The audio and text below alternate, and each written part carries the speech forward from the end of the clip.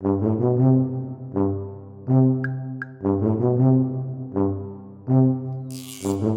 back to Talkin' Shit, where we are talking all sorts of shit. Schitt's Creek, that is. I'm Jess Sterling. Today we are talking about Season 4, Episode 7, The Barbecue. And of course, I'm not alone. I'm joined by someone who just finished feasting on the 11-month podiversary cookie that I got him. Stuart! Stuart, how are you? Podiversary cookie. It's been 11 months since we started this podcast together. Did you know that? I did not. And I didn't think that in that time that we would find something that would eclipse Bobology Island. So well done, Jess. Well done. I am a wordsmith. What can I say? This episode, Stuart, I'm pretty sure I am correct in saying you were aghast at the reveal. Considering that I sent you a plethora of all caps messages just screaming because I was caught off guard by it completely, didn't expect it, didn't think that I would have to contend with this level of drama turning up in this show. And when it did, I was living. I loved it so much. I was, full on. For, so a little explanation to the listeners. I live on my own, and I gasped so loud that I actually said sorry to no one. Because I was incredible. Like proper. Yeah. It was so exaggerated. Loved it. I love this. Everything you sent me about this episode was in all caps. Alexis, skull face emoji. Just no, it was meant for Heather. That's the worst. And then this, I like that this is in all caps because it's not anywhere near as dramatic, but he worked at a Rose Video. I thought that was quite the law drop when it happened. Little did I know that would be something a little bit spicier. Yeah, and then fiance in all caps, bold exclamation points, question marks. Even with the little flick over the E. I took that much effort. You did a lot of effort. This is a big episode. We now have a timeline on David and Patrick's relationship. It has been 4 months, which makes it David's longest relationship. Bless him. That's so sweet. Yeah. All right. Well, let's just do a recap. Let's get into it because we had a lot to talk about here. Everyone, it's gonna get awkward. Okay, so just sit down, grab a super shitty looking slider, and get comfortable. All right. Patrick, they look rough. They look rough. They look horrifying, which I guess is in line with the person making them because he has no idea what he's doing. But we'll get there. Patrick and David have officially been dating for 4 months. What better way to celebrate than a giant cookie for your family to discover and poke fun at? The Roses quickly point out that this is David's longest relationship, and they want to throw a barbecue and invite Patrick. It's so cute. David is extremely resistant, not wanting to celebrate monthly anniversaries or bring Patrick closer to his family, given he doesn't have the best track record with relationships. Patrick has a great time at the barbecue. That is, until Alexis's new friend, Rachel, shows up, and it is revealed that Rachel is Patrick's ex-fiance, and she is here to get him back. Speaking of Alexis, she gets a mysterious bagel-related text from Ted, which she assumes is his way of reaching out to her. So she visits him at the vet's office, but she's embarrassed to find out that the text was intended for Heather in a scones versus bagel debate. And thankfully, everyone, Ted is team bagel. We do end the episode with him saying, "It was nice to see her," with a little smiley face emoji. And one last thing. Apparently, Roland has no shortage of barbecue pun-related aprons to prove how much of a grill master he is. And Johnny can't even make a burger. So that's our episode, Stuart. I'm just going to put it out there really early. Do the puns put Roland in contention for MVP? I just want to know because I just are you shutting that down that quickly? Yes. They were. Do you know? They were funny. They were funny. We're gonna fall out on this podcast, Jessica, because you've thrown absolute like shade my way by like clearly saying that bagels are better than scones. Because they are, yes. We're gonna fall out. Have you had a good bagel? Like a proper New York bagel? No, because I live in London, but I've had a good Brick Lane bagel, which is notorious for being the best bagel in the UK. So yeah, but the best bagel in the UK is like, oh, I went to a gas station and I got pizza, and it was the best gas station pizza. Like, it's still gas station pizza. I reiterate, we're going to fall out this podcast, Jessica. I hope everyone's watching the video because the silence will be deafening if they're just listening to the audio. If you're just listening to the audio, whenever there's silence, just imagine my jaw on the floor and just enraged. This is outrageous. Listen, I know I've not had a proper good scone. Like, I'm willing to admit that, okay? I know that is true. But like a bagel, here's the thing. The versatility of a bagel, because it's like, oh, you just want some butter? Good to go. Slap that on, get on out of town.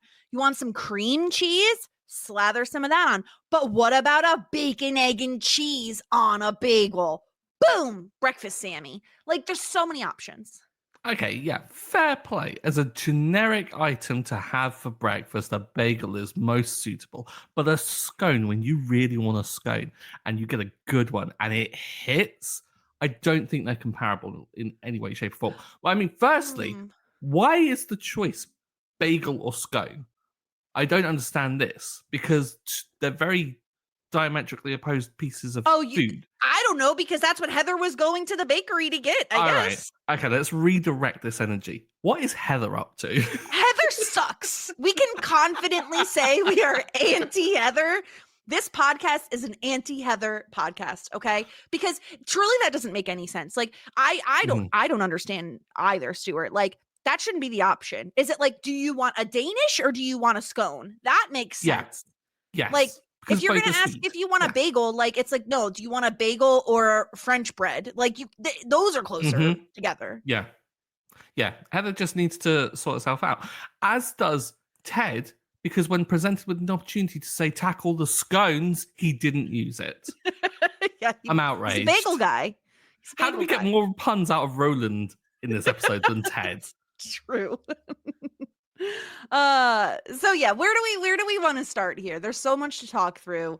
Let's save the spiciness for a little later. I think we'll talk about the David Patrick of it all in a little bit. Do we want to talk about Johnny not knowing how to grill? Because as an American, it offends me. I feel like we are a grilling nation. You know, we talked about this last podcast and we actually got so much feedback on the salads of it all. But here's the thing. I will say I am accustomed to a gas grill, okay? Not a charcoal grill. Charcoal grills are a pain in the ass, all right?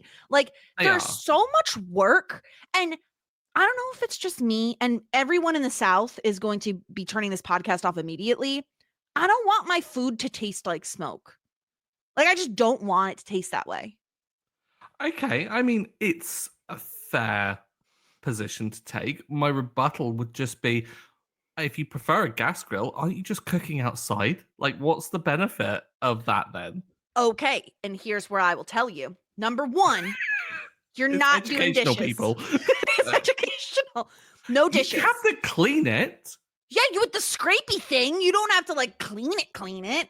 Okay. Yeah, so you just scrape it. Number two, you put everything on there. You know what I mean? You got one spot.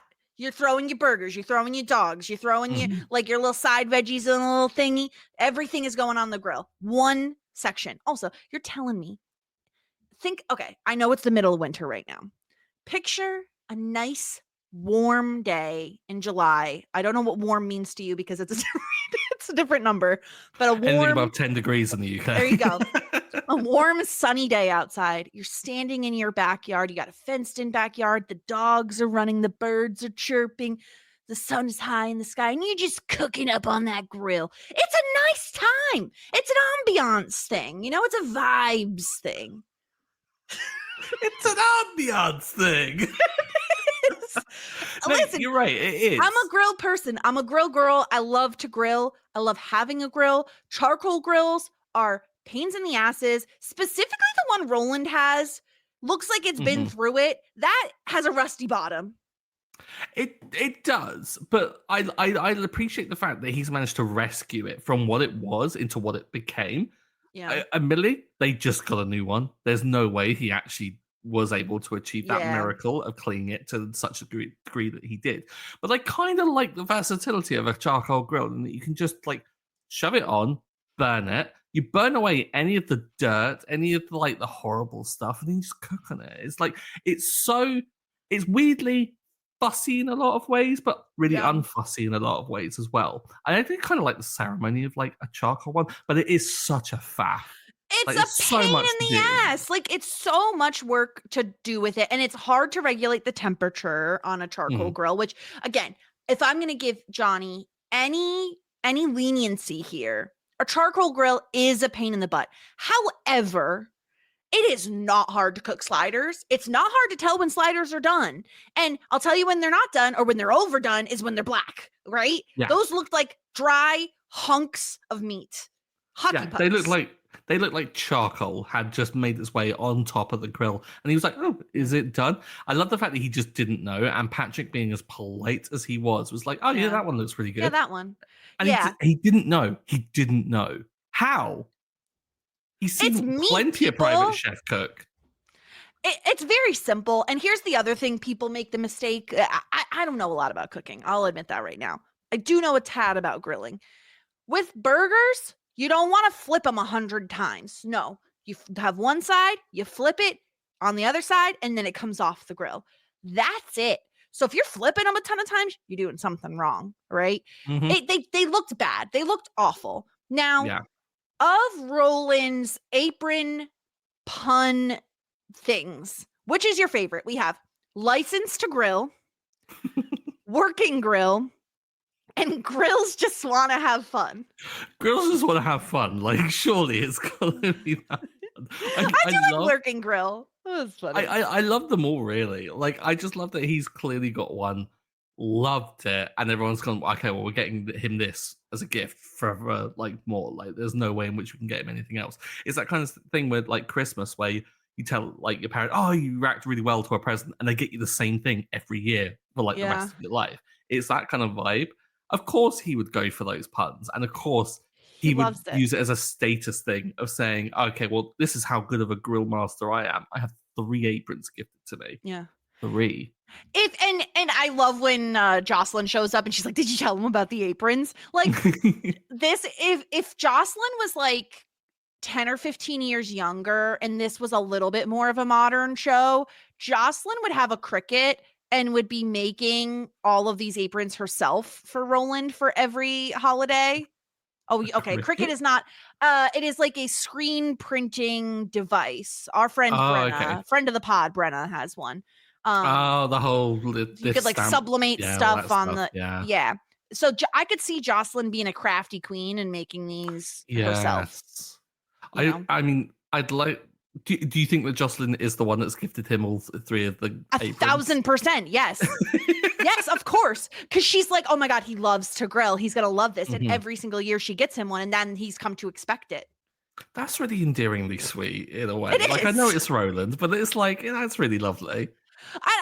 I will say, as much as Roland gets on my nerves, I do appreciate that that his partner is someone like Jocelyn who like really does love him. Like, it's not, this isn't a tropey, like Family Guy, Simpsons, like dumb husband is paired with like super hot wife who is way better than him. So not that Jocelyn isn't hot, but like, you know what I mean? She loves him. She actually does really, really love him. It's not like you're so stupid and dumb and you know? Yeah, no, I completely get that. Yeah. I just find their whole situation to be quite good. And I don't know, Roland in this episode came off quite well to me. I think because we'd already talked about this. Are we in Barcelona? Like, who does eat at 8 p.m., Johnny. What the hell? That is so late. And we've definitely had this conversation on the podcast, but like, again, I'm like a 5 p.m., 6 o'clock eater. All right. I know it's early. I don't care. Like, I'm old. All right. That's the time I like to eat. 8 p.m., even in the summertime, that it's getting close to dark. At 8 p.m., you're grilling at 8 p.m. That is late. That is too late for dinner. What are we doing here? Like, seriously, are we in Barcelona? That's too late. Yeah. We're not European, but we're old. So like you've got to get this wrapped up. Like, yes. Come on, we got that time. It feels like a rich person thing. Like it feels like do really rich is. people eat at 9 p.m.? Probably. I mean, what are they doing? Have naps during the day. They don't have to get up early, do they? They haven't got work in the next day. They just like the kind of like Johnny was absolutely the kind of boss that would swan in at like 10, 11 a.m. if that, and like wouldn't have a need to get up early. So of course he'd be up late doing whatever. Yeah. So they're doing this whole barbecue. We had 2 salads that looked very white. They looked like so mayo-y. I thought they might have been like potato salad and macaroni salad, but like they needed more color and more veggies. Those didn't look very good, in my opinion. Yeah. It was just a bowl of white is what I saw, and it didn't look great. Yeah, I completely though gotta say, Stevie, the entire way through, I was like, that's me, because every single barbecue I've ever been to has always been this slow affair where everyone takes their glacial time doing what they need to do. Like the briquettes aren't lit until like you're already hungry, and then you've got to wait like another hour for them to get up to temp and then to cook everything on top of that. And I'm just there going, come on, let's move this along. Like, can we not mess around here, please, people? Yeah, I would not like it. Famously, I don't like it when people hover around me when I'm cooking. Like, get out of my space, get out of my way. And I would be Stevie with like Johnny just like hovering over top. I'm like, get out of the way. Like, if you're not helping, leave, please. Yeah. Even if you're helping, honestly, leave. But yeah, that's the barbecue, and we'll get to the David and Patrick of it all. But first, we have to talk about Alexis and the text. And do we have to? It's so embarrassing. It's so embarrassing. We've made many references on this podcast to the Scott Stotts episode of The Office. Yeah. I think this eclipses. Like I hated it, because how does she think that it's a thing? How? She can't. She's so deluded. Her brain is just like, I miss Ted. This must be him reaching out. It's 20 times worse. It's made 20 times worse by the fact that she goes to his office physically. Like if she had just texted him back easily, just like a oopsie daisies sort of thing. But when she shows up, she's like, you like bagels too? It's like, oh God. So cringe. I don't know why she believed it. What would you even reply to that message, even if like you didn't have the awkwardness of just turning up? Like it's clearly not for you. Like it's in response to something, surely. I don't. I love Alexis to pieces. I adore her. I think she's hilarious. She lost her mind here. Like she is so delusional. And it's really bad. She's down bad, as the kids say. It's really awful, and I feel so bad for her. On the bright side, Ted did say, "Oh, I'm glad to see you. Like, I'm sorry. Like, we haven't really talked much. Like, it's nice to see you." And then he texts her later, which we see buzzing on her phone. He did use an emoticon. That's a good sign. But yeah, it's just like embarrassing and sad, and all the things we don't want for Alexis. Yeah. So, do you think, like, Ted accidentally texting Alexis when he meant to text her? That's the worst part of this for me, is the fact that like it wasn't just a butt dial. It wasn't just, oh, I randomly sent it to you and I meant to send it sort of like some Joe Schmo. He was meant to text his other half, and he texted his ex, who, like, there's something there, right? That like subconsciously. I will say that, yeah, like Alexis is absolutely reaching in this scenario, and he absolutely didn't mean it. But subconsciously, there's something there, surely. Like, He did dude text her messed at the end of up. the episode. Like, he did text her saying, "Oh, it was nice to see you today." He didn't have to do that. Like, No. on one hand, it's like, Ted, you gotta let her go. Like, he's naive, right? Like, he's extremely naive in that I don't even know if he realizes like what is going on, like the extent of her feelings for him. Mm-hmm. But it's like a little messed up to like, then once you realize, like, right, seeing her in person, he had to understand that, oh, she thought this was something that it wasn't. Yeah. And like was Mm-hmm. excited by that. So then like on one hand, I'm like, don't be texting her because like she needs the space to like move on away from you, you know? Yeah. He absolutely like, there's no way in which he didn't pick up that vibe at all, because Yeah. Alexis can be a bit awkward at times and can be a bit weird, but there's no way he misread what she was angling for, and especially like his reaction when he finds out that like he did send it, and like there was almost like a "oh god, I'm so sorry" kind of thing, because he kind of realizes how messed up it is in a way. So there's no way in which he doesn't know that he shouldn't be doing it, but he still does, which He still is does it. dangerous. Yeah. But I mean, F Heather. I don't care about her. We hate Heather. She thinks bagels and scones are close enough. Like that's not Heather, we hate you. Okay? That's it. Although I do want some of her goat cheese. I was going to say she did make a lovely quiche. No, the lovely quiche. Yes. So that's the Alexis stuff. Let's talk through the Patrick and David of it all. So I have to ask you, because I'll jump to some feedback right away, because I want to talk about this with it in mind. Jared had said that, oh no, like, are we about to get some LVP points for Patrick? Besides the obvious, I also don't respect him doing something like the cookie when David has specifically said that he doesn't want that. So how did you interpret the celebration cookie? It's a fine line sometimes between doing something that someone clearly is uncomfortable with, and sometimes pushing someone's buttons when you know that they're kind of, they like the playfulness of it. Like, I think that in this situation, I think Patrick is certainly kind of riding the right line of kind of playing David to like his certain peculiarities of the way in which he wants things done. Patrick finds it hilarious, for one thing, which I think probably pushes it over the line a little bit. But like, I think it's still within David's tolerance level for shenanigans. Like, he's still like, because I think if they were truly upset about it, I think David would absolutely articulate it. And I think they have that level of communication to understand that with each other. So I don't think he's gone too far with that just yet. But I mean, I kind of do subscribe to the constant teasing of people you love kind of mantra. Like, it's how I show love, is I'm horrible to people. Yeah, I agree with you, actually. Like, they've always had a teasing nature about their relationship. They've always been like that. And I think this is just a continuation of that. Now, it's a bit tricky because you're now pulling in his whole family, because you're sending this cookie assumingly to the front desk. So everyone is seeing it. So that's kind of a lot. I do think, though, if Patrick didn't push the relationship forward a little at a time, I don't think David would. So this feels like Patrick trying, to like move their relationship forward, move in the right direction. So I didn't have a problem with the cookie. But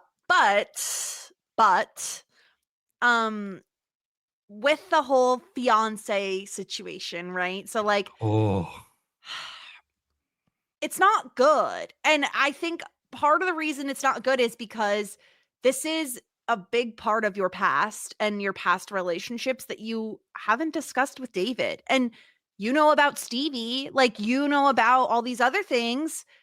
And I think the fact that David is so untrusting or like nervous to commit because of the past relationships he's had and how they've ended very poorly, I think omitting the truth is certainly not a good thing to be doing. Now, obviously, Patrick didn't expect his ex-fiance to show up in town, but I still think this is a conversation you should have had with David, right? Like the word, if it's a girlfriend, maybe that's one thing, Stuart, but like a fiance is kind of like a bigger deal. There was a proposal, you know? Yeah, exactly. And that's the thing, is that they've clearly had the conversations about pasts, or like, I mean, maybe not necessarily because of Well, this. they did. No, they have, did. yeah, because they had it in the Stevie With the Stevie apartment thing, thing. yeah. So like that came about, It was and a that's the perfect point. opportunity. Exactly. I think there is, and not to like excuse it away, but I think there is an element of kind of this being Patrick's first like sort of gay relationship, so that there is a kind of dynamic of, I don't know, like maybe there's a sense of renewal that can come with a lot of things. Like there's a lot of dialogue around kind of people when they kind of realize their kind of queerness, they kind of experience almost like a second teenagers, because they haven't quite experienced that sense of like playfulness in that space in their younger years. And so that maybe brings about an immaturity in how to deal with this, however. But I think Patrick is considerate enough to have thought that and kind of considered that. So I don't know where this has come from, Patrick. I think it's kind of really, there is like a full-on element. Like I can't get away from the fact that like Patrick has just kept this secret from David. Yeah. And I think it's worse because like if he just had an ex-fiance, that's one thing. The fact that this ex-fiance has been texting him and trying to get back together with him for months, and he has not said a single word about that to David, that to me is like the bigger deal. That's the bigger problem, is all of this has been going on and you haven't told me. And maybe if I'm trying to find reasons why Patrick wouldn't say anything, maybe he was concerned this would push David away, you know? Like, Yes. I don't know. It's certainly possible that's what was going on in his mind. But like, I still think you have a conversation with David. It's 10 times worse because you didn't say anything. And obviously no one's perfect. And like you said, this is this is Patrick's first like gay relationship. And so, he's operating a little blindly in that regard, but he is so caring and thoughtful. So to see this is like a huge oversight, I think. And Yeah. It's not great. I mean, luckily, what we get from them when David does find out and we have the conversation between the two characters, it doesn't, I don't know, you could tell me what you read into it, but it doesn't feel like an instant, like, we're done, don't talk to me. You know what I mean? No, I mean, by the fact that, I mean, I did like David's kind of cliche reaction, and then Patrick being like, no, we need to talk about this. This is like, I know that's just what you say. It's kind of like, I kind of like that there was, I mean, of course the writing's going to throw in the joke and stuff, but between them there was a little bit of humor between them in the moment. But you've also got Patrick wanting to communicate and David wanting to communicate. The pair of them are wanting to talk it out, which is the best thing for this, because I think the death nail in any situation like this that ever happens in like a hiccup in a relationship is just the communication stops, because someone's like, no, that's a barrier I'm not willing to kind of like, that's a hurdle I'm not willing to kind of jump over because of like this. That's just a wall that is up now and you're not going to get past it anymore. Go away. And so for them to want to talk and keep the dialogue going, I think that's promising for it. I think obviously getting David a big plate of food and 6 sliders really helped. I love the fact that he asked for like 1 slider and he goes, oh, maybe 2. And then Patrick, of course, brought him 6, which. And then he's just like, everything. Oh, and there were some sides. I didn't pay attention, but just give me a little bit of everything. Yeah. I loved it. Yeah, it's, and I also think it's helped by the fact that, again, Patrick is so supremely sweet and has a high level of emotional intelligence. He just knows, like, and none of this ever feels like he is trying to do something. He's trying to be like manipulative or he has ulterior motives. He's just speaking the way he feels. And I love his line where he says, I spent most of my life not knowing what right was supposed to feel like. And then I met you and everything changed. you make me feel right. Like, it is so sweet and understandable that I feel like us as the viewers immediately forgive Patrick. Like, I don't know about you. By the end of the scene, I was like, it's fine. He's okay. It's okay. I forgive him. Like, you're okay, Patrick. I know it was wrong what you did, but I love you anyway. Also, he looks so good in a blue shirt and jeans. Like, I can't get over. I don't know what it is. I think it's the simplicity of the outfit. Like, he's a blue jean guy, and then he just wears like a very light blue button down and just something about it. I can't, I mean, dude wears the jeans well. I'm just gonna say that. The donk was donking. It was very donking, yes. It was donking over there. I don't know if I go to the extent of like fully forgiving him straight away. I'm more inclined to say, look, dude, you messed up. I'm willing to give you a bit of a pass and stuff. You're clearly a sweet guy.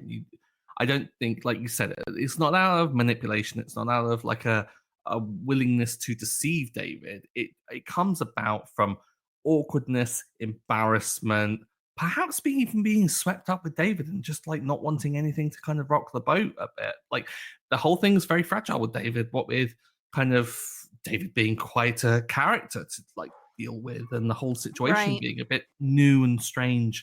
And so like, I'm willing to give him more lenience. Not fully convinced on the whole forgiveness thing just yet, but we'll get there. I'm sure we will. Especially when David is like not even inviting him to like the family barbecue that he specifically was supposed to be invited to. Like, at that point, if you're Patrick, you're like, well, I really don't want to rock the boat now because I'm just barely getting to him to agree to like let me get closer to his family, to the point where his family is giving Patrick nicknames, and I almost came in here calling you Stu just to see what would happen. I just love we're not doing Pat, and then Moira later said, we're not doing Pat. Yeah, we're not. There are some people that Pat suits. I've got a friend, Patrick. We call him Paddy, Pat, everything. He's wonderful, but he suits like the little nicknames. He's a Patrick in Schitt's Creek is a Patrick. Yeah, just like David is a David, not a Dave. Yeah. Oh God, can you imagine Dave? He's not Dave. Dave?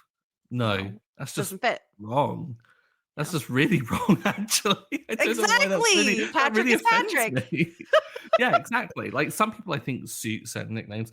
If my mother heard you calling me Stu, she'd be livid. She hates people calling me Stu. So much so that, like, she used to, like, have a go at my aunt back in the day whenever she'd call me it, and they'd all go, Stu Pot. And then my mum would be like, don't call him that. And I was like, shut up. It's incredible. Yeah. Yeah. I don't know. I think I forgive Patrick so quickly just because he says all the right things. Like, maybe I'm easy. Maybe it is just that easy to get me to forgive someone. But like, I also think it's further complicated by the fact that I assume his ex-fiance he is not out to. So like, obviously there are like very complicated parts of this that you wouldn't see if he was dating a woman. I think it would be a little bit less complicated. So I understand that aspect of it. And maybe that's also why I'm a little bit more forgiving of Patrick. But it's also just like, I want to forgive him. Like, he's so supremely sweet. Like, he's never done anything to intentionally hurt David. He's like bonding with Johnny at the grill. It's just like, that whole part was so cute. And I really did love, as much as Moira doesn't necessarily always have her finger on the pulse of what's going on in general, she does have a very long-standing relationship with Johnny, and so she can speak on romantic relationships. And her giving David a little bit of a pep talk in the town council building was so sweet. Like, I just love that. Like, she just wants him to be open to love. Like, be open to what Patrick is offering you. Don't push it away because you're afraid.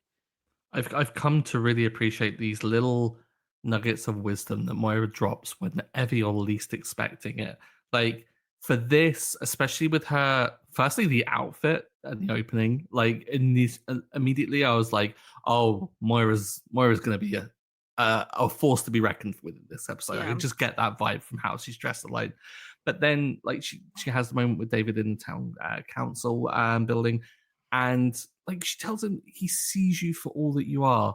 Like, she just drops that such a good nugget of wisdom and allows David to like just say, look, this is a serious one. This isn't a fling. This isn't a thing. This guy sees you for all that you are, flaws included, and is still here willing to send you a silly ass cookie on your 4-month anniversary. Like, David, wake up and see this guy for what he is. Appreciate him and his guitar. Like, he's coming to the barbecue. Guitar.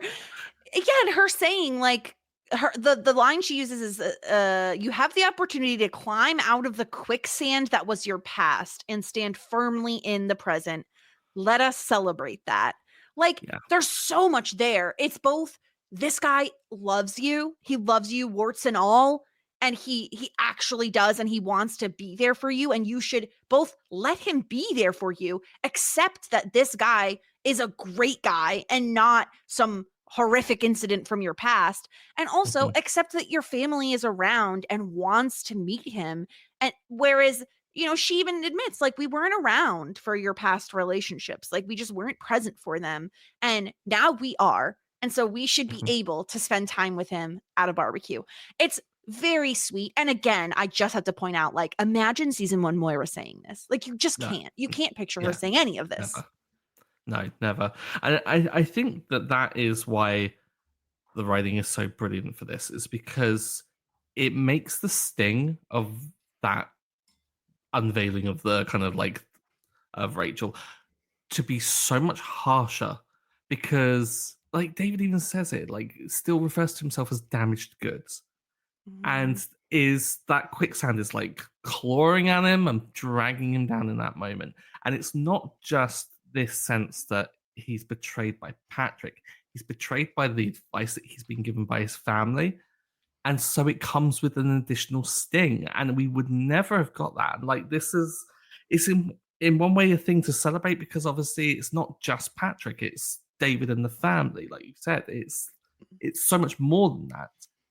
And so it makes it a bigger thing to contend with when it does happen. I don't want to like dwell on that and it be like a downer, but it kind of is a little bit. Yeah. It's so good. Again, they could have made this more dramatic, sensational, whatever, but they don't. They very quickly get to Patrick apologizing and these little nuggets, and David saying, like, yeah, you made me trust you. Like, you told me it was okay to trust you when I was perfectly fine not. And that's why it hurts so much more. So, I mean, yeah, they've hit a bump in a road, you know, they've hit a little snag. David is going to, help himself to 6 sliders, the cookie, and some ice cream. I mean, you know, who hasn't been there, you know? Yeah. But I do like this episode for, even though they give us a little bit of a snag between Patrick and David, it doesn't feel like it is done in a way just to be dramatic. Like, it's purposefully done, you know? Yes. Yeah. I mean, I think of it as being the hurdle that is necessary to show that a love is going to endure. Like, it seems like very much a kind of like, well, that's the extent of kind of how bad it's going to get. So it's all kind of gravier from here on out. So maybe, I don't know, that's what they're kind of setting up, but at least that's the vibe that I got from it. I think I also love the fact that the whole, like, it's not, like you said, that it's not about the drama for it, and it's not salacious just for salacious sake. And I think, again, unless a show that doesn't pay like good writing for like queer stories would have had Rachel turn up and be like, oh, you're with a guy now, and it'd be like this overblown thing. It was just like a normal and natural thing. She didn't even bat an eyelid. David's gender didn't come into it at all. Rachel was just like, oh, you're here. And then Patrick was like, oh, you're here. Like, it was such a non-thing. And I like, it's not to say that I don't want queer issues addressed in the show, but I love the fact that it's there, it's present, but it's not the focus. Like, it's not the queerness that is the salaciousness. It's just an element, and it's so refreshing because you never get that on other TV. It's so really don't. crappy. Yeah, it's really, really lovely. The way they handle everything, like you said, and I do like that Patrick, he says to Rachel, like, we're gonna have to talk, like, but he follows David first. That is his priority. Oh my gosh. Which is also we'll great. talk later. He's the focus for me now because obviously number one priority. Yeah. Yep. Okay, let's get into some feedback here. I already mentioned Jared's feedback. Ashley said, definitely not eating off that grill in its current state. Which, fair enough. Looked pretty rusty and gross. Yeah. Seeing Ashley's pace of catching up on the show has been quite a joy of just seeing these kind of like random episode numbers and spoilers turning up. But yeah, the grill, that was in a shocking state. But like, it's a testament to a charcoal grill, I'm just going to say, is that they can be redeemed with just a bit of scraping and just burn everything else off. It's all good. Yeah. Aaron, I think, feels similarly to me. I feel like Patrick's little speech would have worked on me, and I was shouting at my TV to David to relax and shut up and just love Patrick.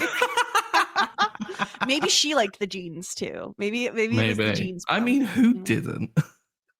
I can't help it that he is an attractive person. I'm only human, and he has a buttery voice. Like, come on. That's not what I thought.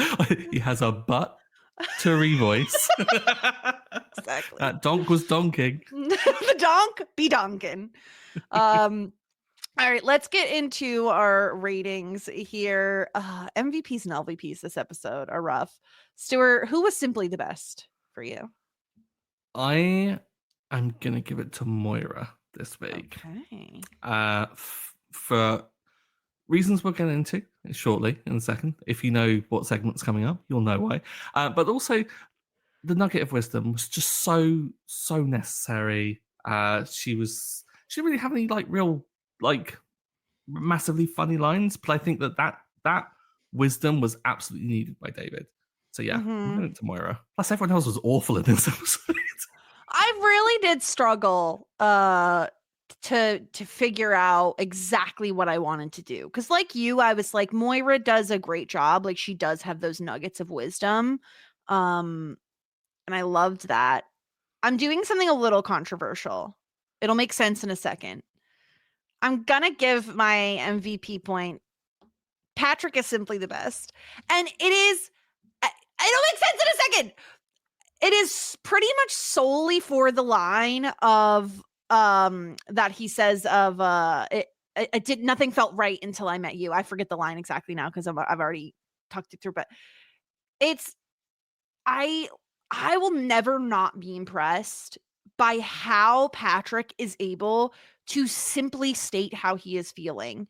I take 20,000 sentences to say what he says in one line. Like, it is absolutely incredible. And he says it with such, like, he's so genuine. And the way he says it is so simple. And I don't mean that as offensive. It's just the way he so simply states what he feels. It's bold. And I love that about this character. And now, for all the people raging at me, calm down for a second. Okay, I'll calm. Because I'm also going to give Patrick the disgruntled delegate. That's such a cheat. The thing is, I think he does earn both, though. While I think the way he handles the aftermath is lovely, I think the fact that he didn't tell David is such a faux pas. It is such a mistake when you have a flight risk like David, an anxious ball of energy. Again, I have compared Patrick to my husband because I am the anxious ball of energy.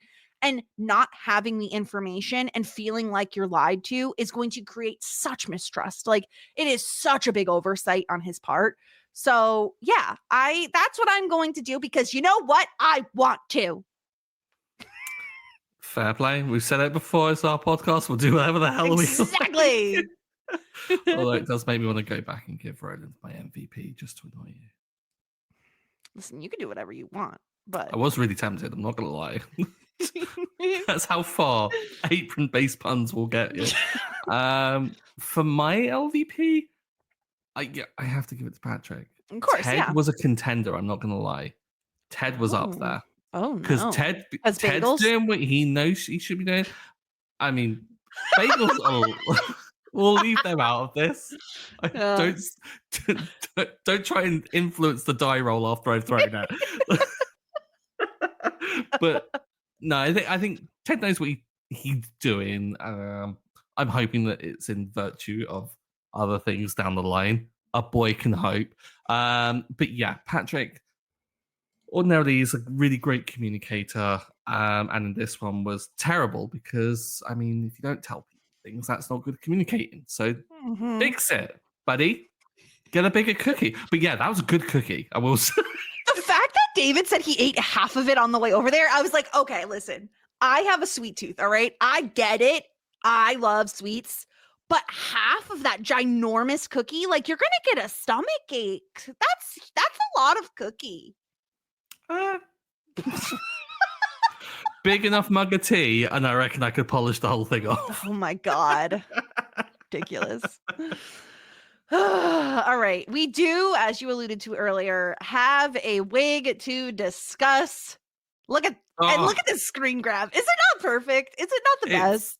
The best. I don't think anything really encapsulates just Moira's just absolute above everything kind of mindset towards everything. She's just that smirk, that kind of kind of like look to it. I love it. Yep. So with the good. Glasses. Yeah, the wig is like a very red. Deep dark red. I don't really know any other way to put it. Matches the lipstick. Matches the lipstick, has some bangs. She's got some massive sunglasses on. I mean, it's a barbecue wig, you know?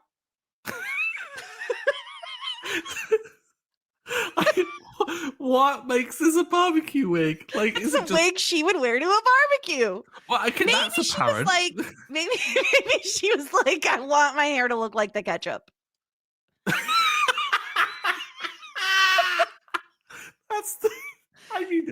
Possibly that's the only thing I can think that she actually would make that choice for. Also, one other thing, not that I have to defend myself, but I will. One other thing on a reason to give Patrick a simply the best point is that he knew how David liked his burgers.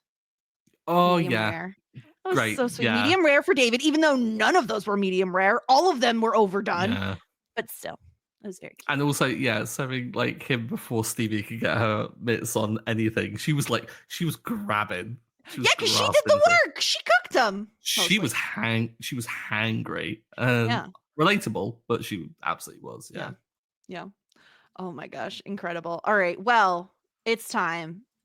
Yet again, we're here to tier rank this episode into our tiers: hot shit, full bouquet, love that journey for me, you, David, and shit out of luck. We have a fairly even tier list currently. Stuart, any inclinations as to where the barbecue belongs? I feel like it should be high. Okay. I would possibly put a case to put this in hot shit because as an episode, while it's not the most enjoyable thing to see Patrick and David having a bit of a tiff and to like for things to fall out the way they have, I rewatched this episode 3 times this week and loved every single second of it. It's such a good episode and it flies by.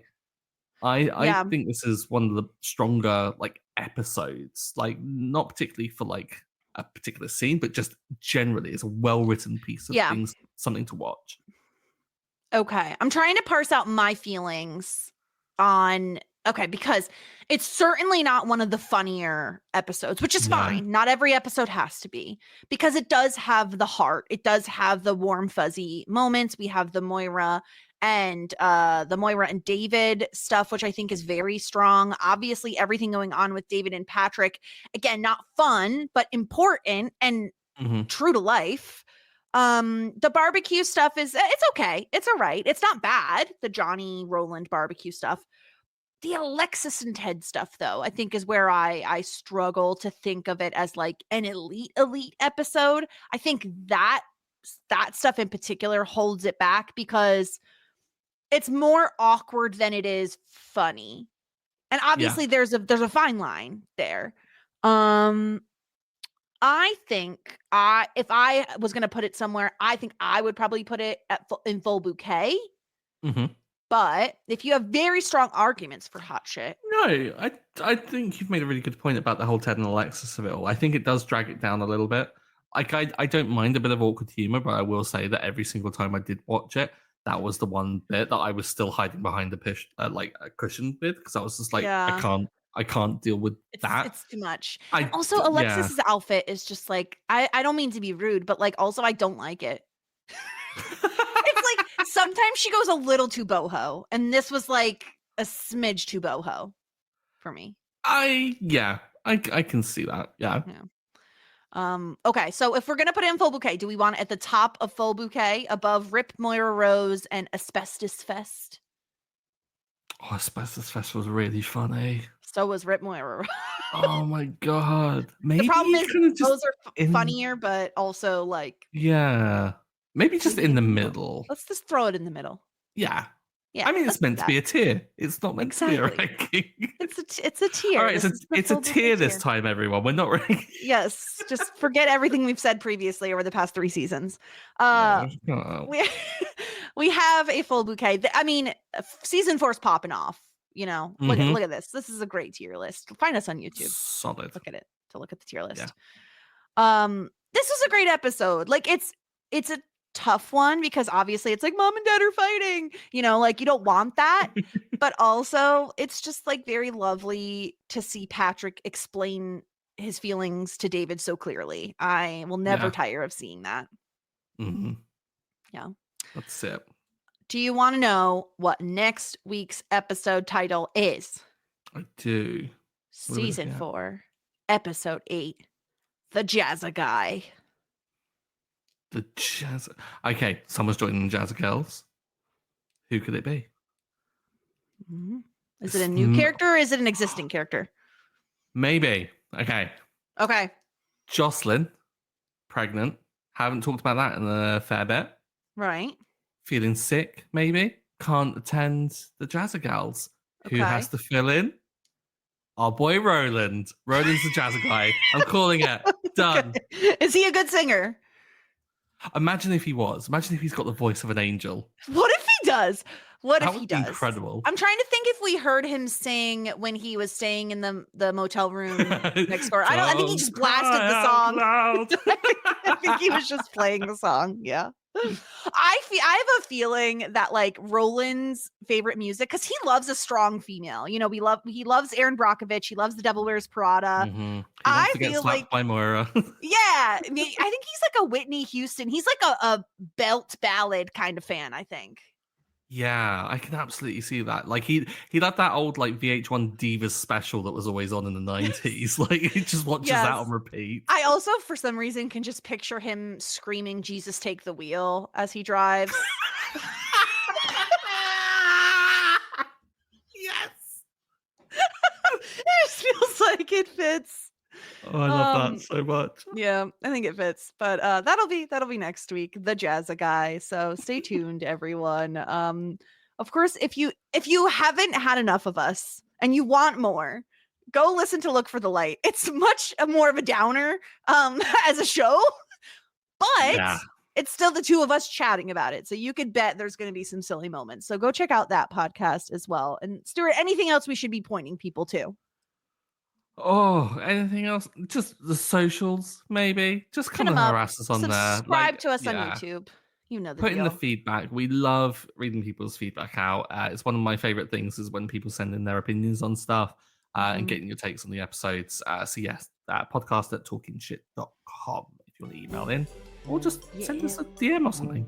Yeah, do it. So we'll be back next week with season 4, episode 8. Until then, warmest regards. And best wishes.